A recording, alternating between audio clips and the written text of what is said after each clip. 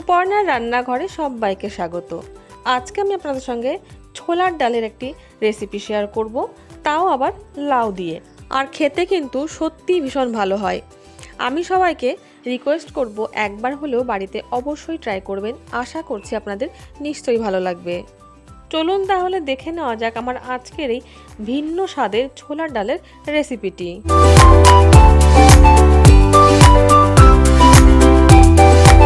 আমি এখানে মাঝারি সাইজের একটা লাউ নিয়েছি। এবার এই লাউয়ের খোসাটাকে ভালো করে ছাড়িয়ে নেব। তারপরে গোটা অবস্থাতেই ধুয়ে টুকরো করে কেটে নেব। তবে হ্যাঁ, খুব ছোট করে কিন্তু কাটবো না। আমি কিন্তু বেশ বড় বড়ই টুকরো করে নিয়েছি লাউগুলোর। দেখুন, এই রকম কিন্তু বড় বড় করে কাটতে হবে। আর লাগছে ছোলার ডাল। আমি এখানে 250 গ্রাম ছোলার ডাল ভিজিয়ে রেখেছি। 1 ঘন্টা মতন ভিজিয়ে রাখলেই হবে, খুব বেশিক্ষণ ভেজানোর প্রয়োজন নেই। এবার এই ডালটাকে খুব ভালো করে কয়েকবার আমি ধুয়ে নেব। এবার গ্যাসের উপরে আমি প্যান বসিয়ে দিয়েছি। তার মধ্যে দিয়ে দিলাম 1/2 কাপ পরিমাণে সর্ষের তেল। তেলটা গরম হয়ে গেলে ফোড়নে দিয়ে দেব 2 শুকনো লঙ্কা, 2 তেজপাতা আর সামান্য একটু গোটা জিরে। এগুলো একটু ভেজে নিয়ে তারপর এর মধ্যে দিয়ে দিচ্ছি কুচনো পেঁয়াজ। আমি এখানে মাঝারি সাইজের 2 পেঁয়াজ কুচিয়ে নিয়েছিলাম। এবার এই পেঁয়াজটাকে হালকা করে একটু ভেজে নেব, খুব বেশি কিন্তু ভাজবো না।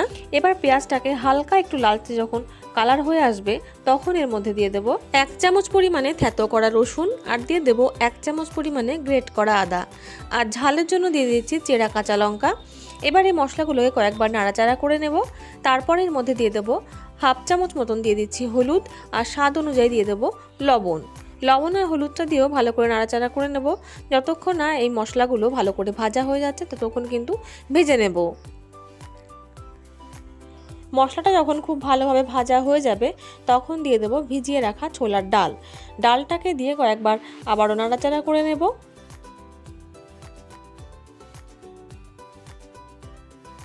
এবার এর মধ্যে দিয়ে দেব জল। জলটা দিয়ে নাড়াচাড়া করে নিয়ে আমি প্যানটাকে নামিয়ে নেব। আর গ্যাসের উপরে বসিয়ে দেব একটা প্রেসার কুকার। কুকারের মধ্যে এই ডালটা পুরোটাই আমি ঢেলে দেব।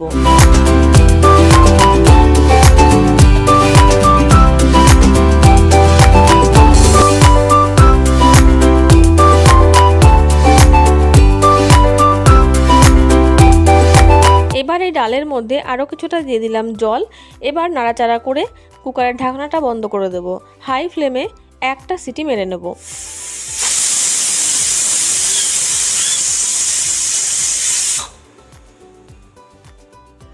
একটা সিটি উঠে গেলে গ্যাসের ফ্লেমটা কিন্তু অফ করে দেব। আর এই প্রেসার কুকারের গ্যাসটা বসে যাওয়া পর্যন্ত অপেক্ষা করব। যখন আর গ্যাস বেরোবে না তখন ঢাকনাটা খুলে নেব। ডালটা কিন্তু খুব বেশি আমি সেদ্ধ করিনি। হাতের মধ্যে একটা ডাল নিয়ে যদি চেপে দেখা হয় তাহলে কিন্তু গলে যাচ্ছে, তবে অনেকটাই প্রেসার দিয়ে। এবার এই ডালের মধ্যে দিয়ে দেব কেটে রাখা লাউগুলো, আর দিয়ে দেব একটা টমেটো। আমি এই টমেটোটাকে স্লাইস করে কেটে নিয়েছিলাম, দিয়ে দিলাম টমেটোটা। এবার কয়েকবার নাড়াচাড়া করে নেব। তারপরে কুকারের ঢাকনাটা আবারও বন্ধ করে গ্যাসের ফ্লেমটা হাইতে করে দিয়ে একটা সিটি মেরে নেব।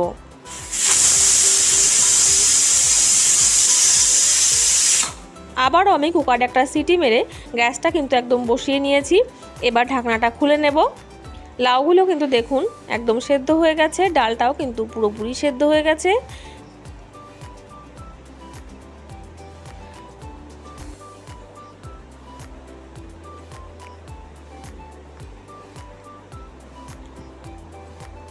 কুকারের ঢাকনাটা খোলার পরে আমি কিন্তু গ্যাসের ফ্লেমটা আবারও অন করে দিয়েছি। এবার এর মধ্যে দিয়ে দিচ্ছি গরম মশলা। আমি এখানে বাটা গরম মশলা ব্যবহার করেছি, কারণ এই ডাল রান্নাটায় বাটা গরম মশলা যদি ব্যবহার করা হয় তার গন্ধ কিন্তু ভীষণই ভালো হয়। তার জন্য আমি বাটা গরম মশলাটাই দিলাম। এবার এইভাবে 2 মিনিট মতন ফুটিয়ে নেব। ফুটিয়ে গ্যাসের ফ্লেমটা আমি অফ করে দিয়ে আবারও কুকারের ঢাকনাটাকে বন্ধ করে রেখে দেব।